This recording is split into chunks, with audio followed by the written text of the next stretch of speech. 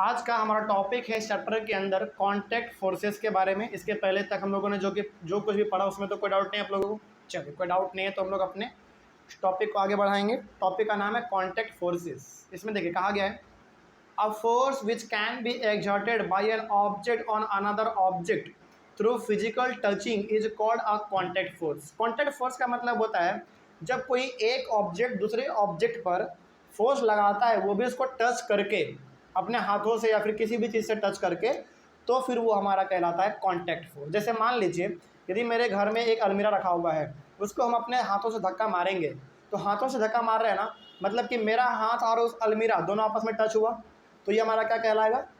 Contact force कहलाएगा। ठीक है, यही हो गया हमारा कॉन्टैक्ट फोर्स का डेफिनेशन। उसके बाद देखिए there are two types of contact force, muscular force and frictional force. Frictional force को हम लोग शॉर्ट में फ्रिक्शन भी कहते हैं। ठीक है, इसका मतलब हो गया कि हमारा कॉन्टैक्ट फोर्स दो प्रकार का होता है। पहला मस्कुलर फोर्स, जिसको कि हम लोग अपने मसल्स से फोर्स लगाएंगे, जैसे हाथों से, पैरों से, है ना, अपने कंधों से, किसी भी चीज़ से यदि हम लोग अपने बॉडी को टच करके फोर्स लगा रहे हैं तो वो हमारा हो जाएगा मस्कुलर फोर्स। ठीक है, उसी प्रकार हमारा दूसरा है फ्रिक्शनल फोर्स, या फिर सिंपली आप इसको शॉर्ट में फ्रिक्शन भी कह सकते हैं।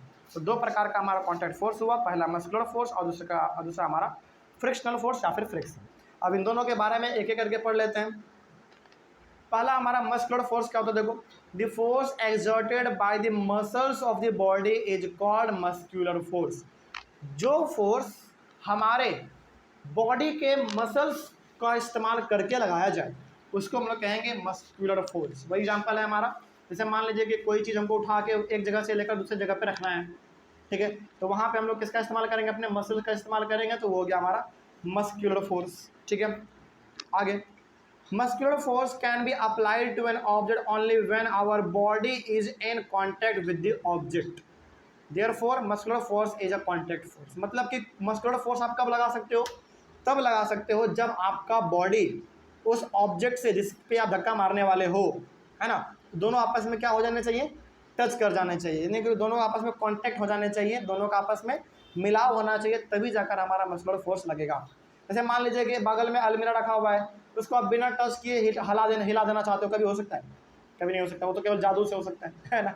चलिए खैर, तो जब भी आप किसी ऑब्जेक्ट को एक जगह से दूसरी जगह हटाना चाहते हो तो आपका उससे टच होना बहुत ही जरूरी है। ठीक है, तभी जाकर हमारा ये कॉन्टैक्ट फोर्स कहलाएगा। उसके बाद है हमारा फ्रिक्शनल फोर्स या फिर फ्रिक्शन। चलिए इसके बारे में भी हम लोग बात कर लेते हैं। The force which is responsible for changing the state of motion of objects is called frictional force. मतलब ये हो गया कि कोई भी ऑब्जेक्ट यदि घूम रहा है और वो अचानक घूमते घूमते बंद हो गया, इसका मतलब है कि उसमें फ्रिक्शन फोर्स लग रहा है। फ्रिक्शन फोर्स का मतलब क्या होता है? चलो इसका ना सबसे बेहतरीन एग्जांपल हम आपको देते हैं। ठीक है, जैसे एग्जांपल यहाँ पे भी लिखा हुआ है, for example a ball rolling along the ground gradually slows down and finally comes to rest. जैसे एग्जांपल के तौर पर बताते हैं, मान लीजिए आप ग्राउंड में खेल रहे हैं, ठीक है, आपने बहुत जोर से बॉल को फेंका, आप देखेंगे कि वो बॉल बहुत स्पीड से जा रहा है, बहुत स्पीड से जा रहा है, जा रहा है, जा रहा है, जा रहा है, लेकिन एक समय आता है जब वो बॉल अपने आप रुक जाता है। वो बॉल अपने आप क्यों रुका? इसलिए रुका क्योंकि पृथ्वी जो हमारा है, यानी कि जो हमारा अर्थ है, जिस पे वो हमारा बॉल रोल कर रहा था, वो उस पर एक फोर्स लगा दिया। उस फोर्स का नाम क्या है? Frictional force. और वो भी क्या कर दिया? हमारे ऑब्जेक्ट को रोक दिया। तो यहाँ पे देखो क्या कहा गया था, the force which is responsible for changing the state of motion.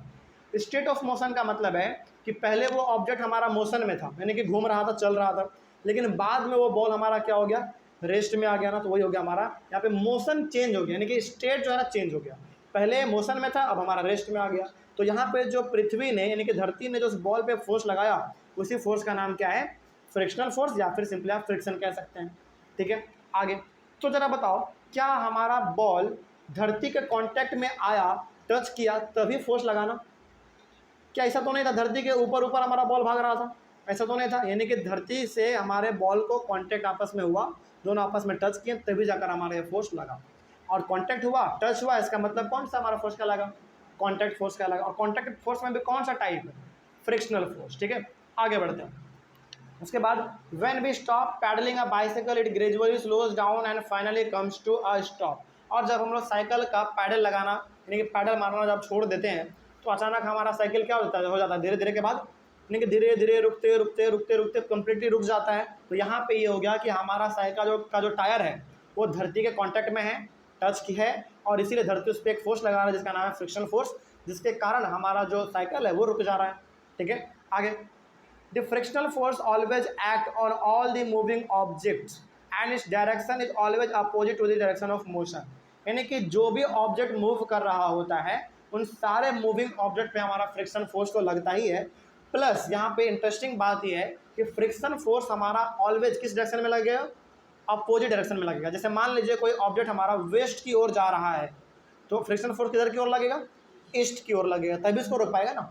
चलो तो ये हो गया हमारा। तो यहाँ पे आप इस बात को याद रखेंगे कि फ्रिक्शन फोर्स हमेशा अपोजिट डायरेक्शन में लगता है, यानी कि जिस डायरेक्शन में हमारा ऑब्जेक्ट जा रहा है उसके जस्ट अपोजिट डायरेक्शन में हमारा फ्रिक्शन लगेगा। ठीक है, तभी जाके उस ऑब्जेक्ट को रोका जा सकता है।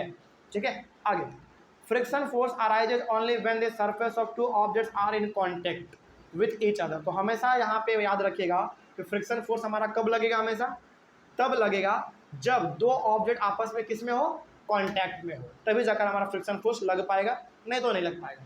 Therefore frictional force is a contact force, और इसीलिए हम लोग कहते हैं कि फ्रिक्शनल फोर्स भी अपना क्या है, एक कॉन्टैक्ट फोर्स का एग्जाम्पल है। कोई दिक्कत इसमें? चलो, तो यहाँ पे अब आपको समझ में आ गया कि कॉन्टैक्ट फोर्स क्या होता है। उसके बाद हम लोग पढ़ेंगे अपना नॉन कॉन्टैक्ट फोर्स के बारे में। ठीक है, यहाँ तक मेरे को डाउट? चलो, तो नॉन कॉन्टैक्ट फोर्स हम लोग अपने अगले वाले क्लास में शुरू करेंगे। तब तक के लिए थैंक यू वेरी मच। मिलते हैं अगले वाले क्लास में।